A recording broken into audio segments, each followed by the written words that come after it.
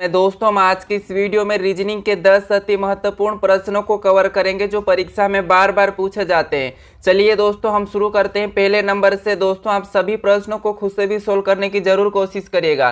चलिए हमारा पहला प्रश्न दिया है कि नीचे दिए गए प्रश्न आकृति में दिए गए प्रश्नवाचक चिन्ह के स्थान पर संख्या ज्ञात करें।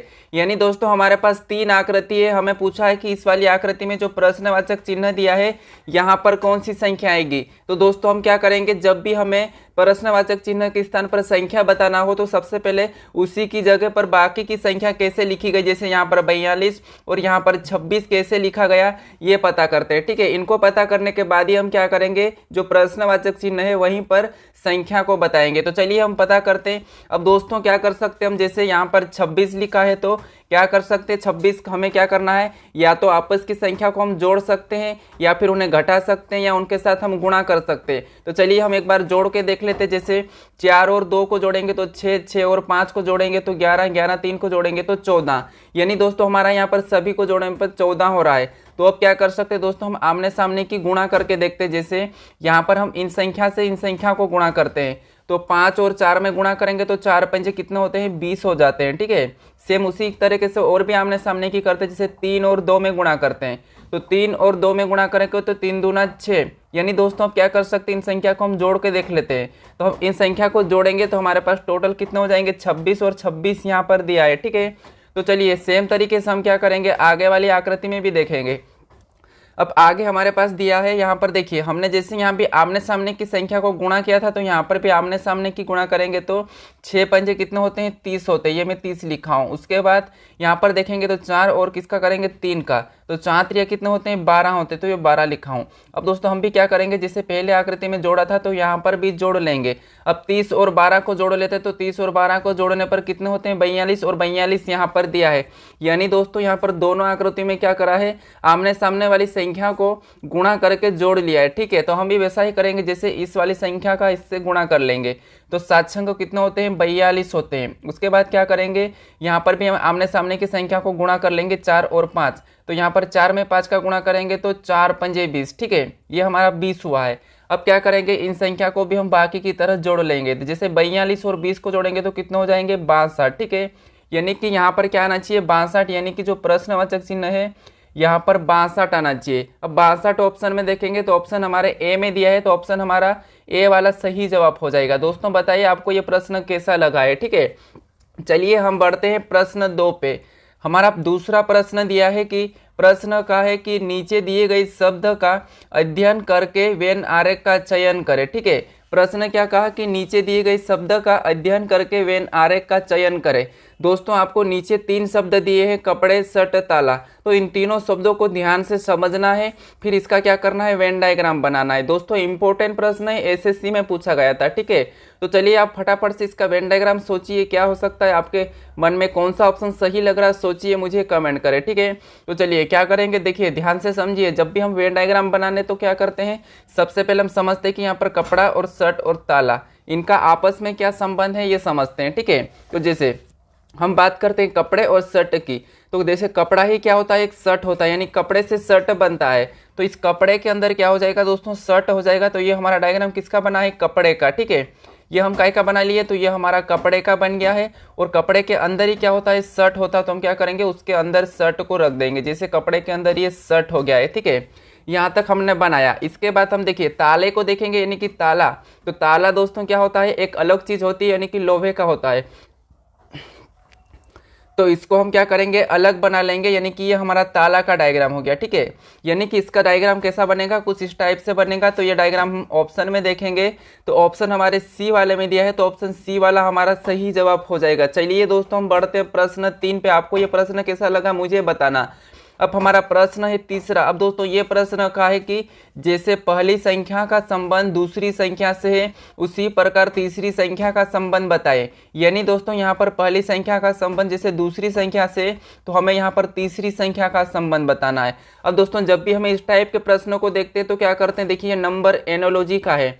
तो क्या करते हैं, जैसे जो हमारी जो बीच में बिंदियां है इसका मतलब अनुपात होता है, इसका मतलब समानुपात होता है। ठीक है, तो क्या करते हैं हम, जैसे हमारा जो पहली संख्या का रिलेशन यहाँ पर लिखा है तो हम भी वैसा ही बताना है। ठीक है, तो चलिए आप सोचिए क्या हो सकता है इसका सही जवाब। देखिए हम क्या करेंगे, सबसे पहले इसने क्या लिखा है 7 को इसने 49 लिखा है और रुपये का चिन्ह वैसा ही लगाया, फिर वापस इसने 4 का 16 लिखा है।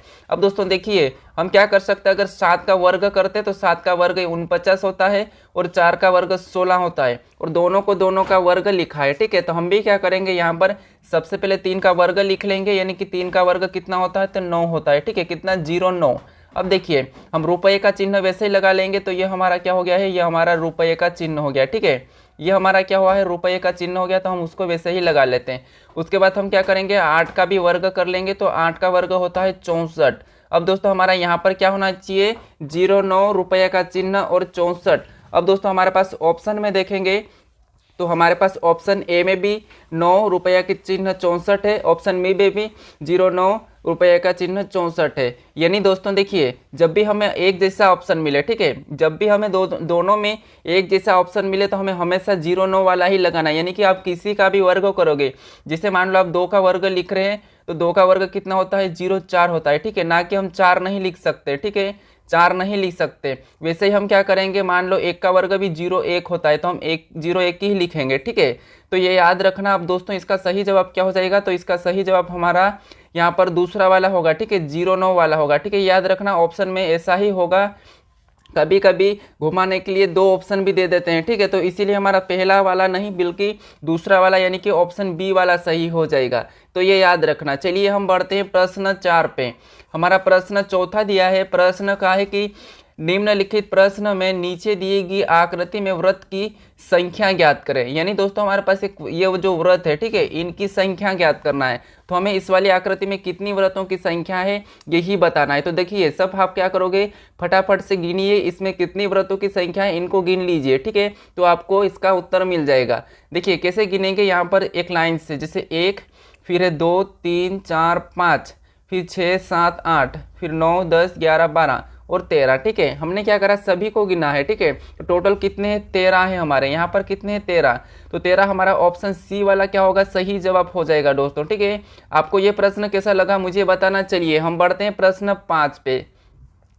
हमारा 5वां प्रश्न दिया है, यदि P का अर्थ भाग और T का अर्थ जोड़ और M का अर्थ ऋण यानी कि गुणा और D का अर्थ है, ठीक है, ऋण मतलब माइनस और D का अर्थ है गुणा, तो निम्नलिखित का मान क्या होगा। अब दोस्तों देखिए यहाँ पर हमें संख्या दी है, इसका मान निकालना है। तो क्या करेंगे, सबसे पहले दोस्तों इस टाइप का प्रश्न दिया जाता है तो सबसे पहले हम एक संख्या को लिखेंगे। जैसे यहाँ पर 12 और 12 के बीच में क्या है, M है। ठीक है, और ये यहाँ पर M का मतलब इसने क्या कहा, तो M का इसने माइनस कहा है। ठीक है, तो हम क्या करेंगे, जैसे 12 लिखेंगे, उसके बाद बीच में माइनस लगा लेंगे, फिर से 12 लिखेंगे।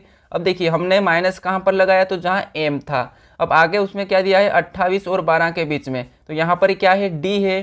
तो D का मतलब इसने गुणा कहा, तो हम क्या करेंगे, यहाँ पर गुणा का चिन्ह लगा लेंगे। फिर उसके बाद यहाँ पर 28 को लिख लेंगे। ठीक है, उसके बाद 28 और 7 के बीच में क्या है, तो P है, और P को इसने क्या कहा, तो P को इसने क्या कहा, भाग कहा, तो हम क्या करेंगे, यहाँ पर भाग का चिन्ह लगा लेंगे। उसके बाद 7 लिख लेंगे।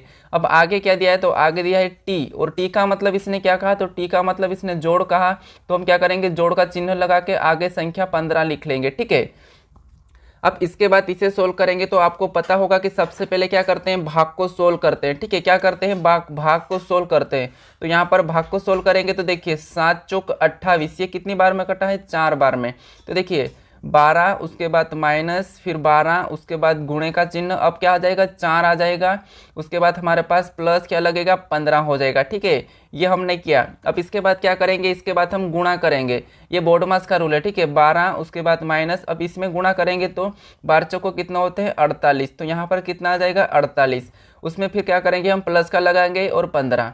अब क्या कर सकते हैं, हम प्लस और माइनस कर सकते हैं। अब देखिए ये हम इसमें से प्लस माइनस कर लेंगे तो 48 में से जब 12 जाते हैं तो कितने बचते हैं, देखिए 48 में से 12 जाएंगे तो हमारे 8 में से 2 गए तो कितने, 6, और 4 में से 1 गए तो यहाँ पर कितने हो जाते हैं, 3, 36 बचे। ठीक है, और प्लस का चिन्ह लगा लेंगे। उसके बाद यहाँ पर क्या करेंगे, 15 लिख लेंगे। ठीक है, अब दोस्तों देखिए यहाँ पर क्या करेंगे, हम 15 लिखा और यहाँ पर ये क्या हो जाएगा, माइनस हो जाएगा। ठीक है, क्योंकि ये बड़ी संख्या माइनस की थी तो यहाँ पर माइनस लगा लेंगे, और 36 में से 15 जाएगा तो कितना बचेगा, 21 बचेगा। ठीक है, कितना बचेगा, 21 बचेगा, लेकिन 21 काई का बचेगा, तो 21 माइनस का बचेगा, तो ये हमारा क्या हो जाएगा, सही जवाब हो जाएगा। यानी हमारा ऑप्शन ए वाला सही होगा। ठीक है, इस प्रश्न का सही जवाब कौन सा होगा, ऑप्शन ए वाला। चलिए हम बढ़ते हैं प्रश्न 6 पे। हमारा प्रश्न 6 नंबर का दिया है कि एम एन का बेटा है, ओ एन का पिता है, एन पी का पिता है, ओ पी से क्या संबंध है। ठीक है, कैसे संबंधित है ये प्रश्न पूछा है। अब दोस्तों देखिए इस टाइप के प्रश्नों को कैसे सोल्व करते हैं, देखिए ध्यान से क्या करेंगे। एम एन का बेटा है, तो देखिए जो एम है ये एम क्या है, ये एन का बेटा है। यानी कि देखिए जहाँ पर एक में समझा रहा हूँ ये अपन खुद है, अगर अपने से कोई बड़ा हो उसे हम ऊपर लिखते हैं, अपने से कोई छोटा हो उसे हम नीचे लिखते हैं। ठीक है, अपने बराबर का हो उसे हम साइड में लिखते हैं। तो यहाँ पर प्रश्न का है कि एम एन का बेटा है। ठीक है, यानी कि ये जो एम है, एम क्या है, एन का बेटा है। तो हम क्या करेंगे, इस एम को एन के बेटे में लिखेंगे। तो देखिए सबसे पहले हम एम बनाएंगे, उसके बाद ये किसका बेटा है, तो एन का, तो एन को हम ऊपर लिखेंगे। देखिए इसका बेटा है तो हम प्लस लगा लेंगे। उसके बाद आगे का है कि ओ एन का पिता है, यानी कि ओ किसका है, ओ एन का पिता है, तो ओ को और भी ऊपर लिख लेंगे, पिता है तो प्लस लगा लेंगे। ठीक है, अब उसके बाद आगे कहा कि एन पी का पिता है, यानी कि एन पी का पिता है। ये जो एन है ये क्या है, पी का पिता है, तो इसका पी को नीचे लिख लेंगे। ठीक है, ये पिता है तो इसको क्या कर लेंगे, प्लस लगा लेंगे। उसके बाद आगे प्रश्न कहा कि ओ पी से कैसे संबंधित है। ठीक है, पी से, यानी कि यहाँ पर उल्टा बताना है कि पी का ओ क्या लगेगा। ठीक है, तो पी का ओ क्या लगेगा, पी का ओ क्या लगेगा, तो पी का ओ ऐसा दादाजी लगेगा। ठीक है, देखिए ये इसका पापा है, उसके बाद ये पापा का ये पापा है। ठीक है, तो ये पी का क्या लगेगा, तो पी का ये दादा लगेगा। तो दादा हमारा ऑप्शन डी वाला क्या होगा, सही जवाब हो जाएगा। ठीक है, कौन सा वाला, ऑप्शन डी। चलिए हम बढ़ते हैं प्रश्न 7 पे। हमारा 7वें नंबर का प्रश्न दिया है कि निम्नलिखित विकल्प में से एक विषम संख्या का चयन करें। ठीक है, तो हमारे पास 4 विकल्प है, हमें क्या करना है, यहाँ पर एक विषम संख्या का चयन करना है। अब दोस्तों देखिए चारों ऑप्शन को देखेंगे तो देखिए ये हमारा जो यहाँ पर है ये क्या है, 7 का घन है। ठीक है, ये संख्या 7 की घन है, और ये संख्या क्या है, ये 23 का वर्ग है। उसके बाद यहाँ पर देखेंगे तो ये 19 का वर्ग है। ठीक है, उसके बाद ऑप्शन 4 को देखेंगे, यानी कि ये वाली संख्या हमारी 18 का वर्ग है। क्या है, 18 का वर्ग। अब दोस्तों हमारे पास यहाँ पर अलग कौन सा दिखा, तो अलग हमारा पहला वाला दिखा। ठीक है, ऑप्शन पहला वाला दिखा है, तो यही हमारा क्या होगा, सही जवाब होगा, क्योंकि यहाँ पर ये घन है और ये वर्ग है। ठीक है, ये भी वर्ग है और ये भी वर्ग है, बाकी ये हमारा एक क्या घन था, तो ये अलग हो जाएगा, यानी कि ऑप्शन पहला वाला हमारा सही जवाब हो जाएगा। चलिए हम बढ़ते हैं क्वेश्चन नंबर 8 पे। हमारा 8वें नंबर का प्रश्न दिया है कि निम्नलिखित प्रश्न में जल प्रतिबिंब बताइए। यानी दोस्तों हमको क्या करना है, इस वाली आकृति का जल प्रतिबिंब बताना है। ठीक है, तो देखिए हम क्या करते हैं, जब भी जल प्रतिबिंब बनाते हैं तो क्या करते हैं, जल प्रतिबिंब का जो भी प्रतिबिंब बनता है वो नीचे की ओर बनता है। ठीक है, यानी कि नीचे झुकता है। तो जैसे इसको हम नीचे झुकाएंगे तो ये तो वैसा ही बनेगा। ठीक है, लेकिन जब नीचे झुका देंगे तो इसका जो ये वाला ऊपर का हिस्सा, ठीक है, ये क्या हो जाएगा, नीचे हो जाएगा, ये ऊपर चले जाएगा। ठीक है, ये वाला ऊपर चले जाएगा और ये नीचे हो जाएगा। तो कैसा बनेगा, देखिए ये अगर नीचे हो जाएगा तो ये ऐसा बनेगा, उसके बाद ये ऐसा हो जाएगा। ठीक है, ऊपर जाने के बाद इसका ऐसा बन जाएगा। तो ये वाला हम ऑप्शन में देखेंगे तो देखिए ऑप्शन हमारे यहाँ पर ए में भी है और यहाँ पर ऑप्शन डी में भी है। ठीक है, सॉरी ऑप्शन हमारे कहाँ पर है, यहाँ पर डी में नहीं है। ठीक है, तो डी वाला हट जाएगा। इसके बाद ये जो लाइन है, ठीक है, ये जो लाइन है इधर क्या हो जाएगी, इधर ये ऐसी हो जाएगी। देखिए यहाँ पे यूं होके ना यहाँ पे क्या हो जाएगी, इसकी लाइन यहाँ पर सीधी रहेगी।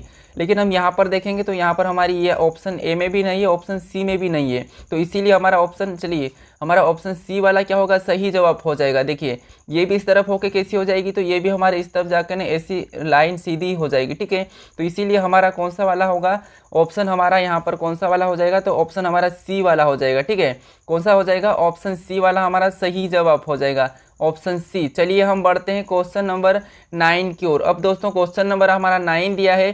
प्रश्न कहा कि किसी सांकेतिक भाषा में ABC को ADI लिखा जाता है, तो DCE को क्या लिखा जाएगा, ये प्रश्न पूछा है। तो हमें क्या करना है, सबसे पहले पता करना है कोडिंग डिकोडिंग के प्रश्न में किसने ABC को ADI कैसे लिखा है। अगर हम इन्हें ध्यान से देखते हैं तो जैसे इसने ए का तो ए ही लिखा है। ठीक है, तो हम भी क्या कर सकते हैं, डी का डी लिख सकते हैं। उसके बाद बी के बाद इसने डी लिखा है, मतलब 2 को जोड़ा है। उसके बाद सी के बाद इसने आई को लिखा, मतलब 6 को जोड़ा है। तो हम यही करते हैं, जैसे डी का तो डी ही लिखते हैं। ठीक है, उसके बाद क्या करेंगे, यहाँ पर 2 को जोड़ेंगे तो CDE आ जाएगा। ठीक है, ई आ जाएगा। अब दोस्तों यहाँ पर 2 को जोड़े तो ई आया, लेकिन ई हमारे कोई भी ऑप्शन में नहीं है। ठीक है, ई हमारे कोई भी ऑप्शन में नहीं है। तो अब क्या करेंगे, देखिए अब हम क्या कर सकते हैं, जैसे ए 1 नंबर पे आता है, ठीक है। उसके बाद बी कितने नंबर पे, तो बी आता है 2 नंबर पे। उसके बाद सी, तो सी आता है 3 नंबर पे। इसको क्या लिखा है, ए डी आई। तो क्या कर सकते हैं, जैसे ए का वर्ग करेंगे, यहाँ पर 2 का भी और 3 का भी वर्ग करेंगे, तो एक का वर्ग 1 होता है और 2 का वर्ग 4 होता है और 3 का वर्ग 9 होता है, ठीक है। अब इसके बाद इन 9 नंबर पे देखिए यहाँ पर क्या दिया है, ए 1 नंबर पे आता है ए, उसके बाद 4 नंबर पे आता है डी, उसके बाद 9 नंबर पे आता है आई, और यही संख्या आगे दी है, ठीक है। इन लेटर को यहाँ पर दिया है ए डी आई। तो हम भी क्या करेंगे, देखिए हम यहाँ पर डी को लिखेंगे, डी 4 नंबर पे आता है। उसके बाद सी को लिखेंगे, सी 3 नंबर पे आता है। ई को लिखेंगे, ई 5 नंबर पे आता है, ठीक है। अब इसको क्या करेंगे, हम लिखने के बाद इसका वर्ग कर लेंगे, 4 का वर्ग करेंगे, 3 का और 5 का। अब दोस्तों देखिए यहाँ पर क्या है, 4 का वर्ग कितना होता है, तो 4 का वर्ग 16 होता है, 3 का वर्ग 9 होता है, उसके बाद 5 का वर्ग 25 होता है, ठीक है। अब देखिए यहाँ पर हम क्या करेंगे, यहाँ पर इनके लेटर को लिख लेंगे। 16 नंबर पे पी आता है, 9 नंबर पे आई आता है और वाई 25 नंबर पे आता है, ठीक है। तो हमारा यहाँ पर क्या होगा, इसका डी सी को क्या लिखेंगे हम, पी आई वाई। तो पी आई वाई ऑप्शन में देखेंगे तो पी आई वाई हमारे ऑप्शन डी में दिया है, तो ऑप्शन डी वाला हमारा सही जवाब हो जाएगा, ठीक है। तो ये इंपॉर्टेंट था प्रश्न, आप इसे भी नोट कर लीजिएगा और बताइए कि ये प्रश्न कैसा लगा है। क्या प्रश्न आपको नया लग रहा है तो मुझे ज़रूर कमेंट करके बताइए। चलिए बढ़ते हैं हम प्रश्न 10 पे। हमारा 10वें नंबर का प्रश्न दिया है कि दिए गए विकल्पों में से वह आकृति चुने जो नीचे दिए गए पैटर्न को पूरा करती है। यानी दोस्तों हमें क्या करना है, यहाँ पर इस आकृति को पूरा करके इस पैटर्न को पूरा करना है, ठीक है। तो देखिए क्या कर सकते हैं हम, यहाँ पर अगर पूरा करने के लिए हम क्या करेंगे, ऐसा वाला डायग्राम बनाएंगे, ठीक है। इसको क्या करेंगे, ये लाइन हम एसी वाले बनाएंगे। तो एसी वाली लाइन हमारे तो सी में नहीं है, उसके बाद हमारे पास यहाँ पर डी में भी नहीं है। अब देखिए यहाँ पर भी एसी वाली लाइन दिख रही है, ठीक है, ऑप्शन यहाँ पर दिख रही है। तो ये हमने बना ली एक वाली ये लाइन, उसके बाद ये तो हमने बना ली। फिर हम देखिए हम सीधी वाली देखेंगे यहाँ पर, अब ये वाली देखेंगे, ये वाली, तो ये वाली यहाँ पर भी है और यहाँ पर भी है, ठीक है। ये भी हो गई हमारी। अब उसके बाद हमारे पास अभी कोई सी भी नहीं बची, लेकिन यहाँ पर देखिए ये एक्स्ट्रा है, यहाँ पर ये एक्स्ट्रा है, तो ये वाला नहीं होगा। यानी कि हमारा ऑप्शन कौन सा वाला होगा, ये ऑप्शन बी वाला, क्योंकि हमने इन 2 लाइन को ही भरा तो हमारा क्या बन गया, ये वाला आकृति पूरी हो गई है। तो इसीलिए ऑप्शन हमारा ए वाला सही जवाब हो जाएगा, ठीक है। कौन सा होगा, ऑप्शन ए वाला। अब दोस्तों आज के लिए इतना ही। आपको ये वीडियो कैसा लगा ये मुझे कमेंट करके ज़रूर बताना। और दोस्तों अगर आप चैनल पर नए हो तो चैनल को सब्सक्राइब जरूर कर लीजिएगा।